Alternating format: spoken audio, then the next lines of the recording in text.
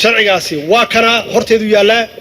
hortiina ku saxiixaya caawa tan iyo markii uu madaxweynaha jamhuuriyadda federaalka Soomaaliya mudane Maxamed Cabdullaahi Farmaajo uu si rasmi ah u saxiixay sharciga doorashooyinka qaranka ayaa waxaa soo dhaweeyay qaar ka mid ah axsaabta ka dhisan dalka iyo bulshada rayidka ee ku nool caasimadda Soomaaliya ee Muqdisho ugu horeyn waxaan wax ka weydiinay sida ay u arkaan xisbiga Higsi Qaran sharcigan uu ansixiyay madaxweynaha dalka arrintu ku saabsan sharciga madaxweynaha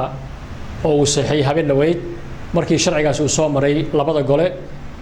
golaha baarlamaanka iyo aqalka sareba runtii waa arrin waana tallaabo geesinimo ah oo lagu dhaqaaqay waxaan arkayaa ifafaalo wanaagsan inay muuqanayso sidaas la mid ah waxaan aaminsanahay inay Soomaaliya cagta saartay wado cusub waa muhiim waxa uu madaxweynuhu ka dhawaajiyay inay maanta Soomaaliya noqotay ay ku jirto xilli doorashooyin oo ah cod iyo qof arinta aanu soo dhaweynaynaa ka xisbi ahaan xisbiga Higsi Qaran waana ku faraxsanahay waana talaabo geesinimo ah oo horay loo qaaday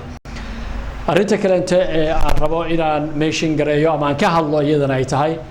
inay xisbiyada qaarkood ay ka muujiyeen walaac ah ku darsasho marka taa iyada waxaan oran lahaa wax walba oo shaki ah waxa ka roon yaqiinsi badama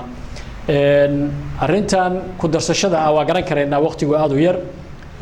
qodobada kale oo ay cogsanayaan waxa kamid ah inay xukuumaddu ilaa iyo hadda aysan ku dhawaaqan xisbigeedii dhanka kale shacabka ku nool magaalada Muqdisho ayaa dhankooda ka aragti dhiibtay horta waa ku faraxsanahay inuu doorasho cod iyo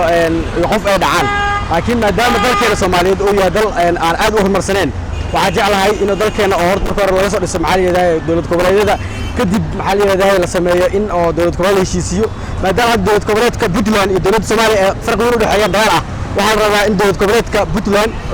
Jubaland in maxalliyeeda la hadlo oo la sameeyo kadib maxalliyeeda loo soo dhaadhaco hoos oo doorasho cod iyo qof la sameeyo ay ugu faraxsan inaan maad codkii baxsho laakiin Allah jeclaa codkiina baxsho maadaama waliga la arkin dal oo wax maxalliyeeda la codeynayo oo qof oo muwaadin la codeynayo waa ku faraxsan laakiin waxaan rabaa dawladdeeda in ay sameeydo maxalliyeeda khilaafaadka dawlad goboleedyada iyo dawladda dhexe inay soo hoojiso kadib ay hoos soo dhacdo dhalinyarada anaga waa nala qaldan qof oo afar xildhibaan waa laga fiican yahay dhalinyarada anaga waxaan rabnaa master qof iyo cod in la sameeyo oo qof walba codkiisa doorto oo ani inta codkayga rito qof walba codkiisa rita fiican maan afar xildhibaan inta meel la geeyo xoolo la luusaysi waa laga fiican yahay dawladna ma aragno waxaan anaga waxaan rabnaa dawladda population dawladda waa population ina doorta fiican hadda doorashada shacabweyne waxa doortaano bulshooyinka qaas ahaan ma fahanti marka bulshooyinka wax doorato waxba wadanka waxba laga qabanaya wax weyn nidaamkiisa shidaalkiisa adduunkiisa bas barwaaqo baan u bixinaa haddii kala gaajada walaal kama baxayno Bashir Cabduqaadir raadiyo telefishinka SBC Muqdisho.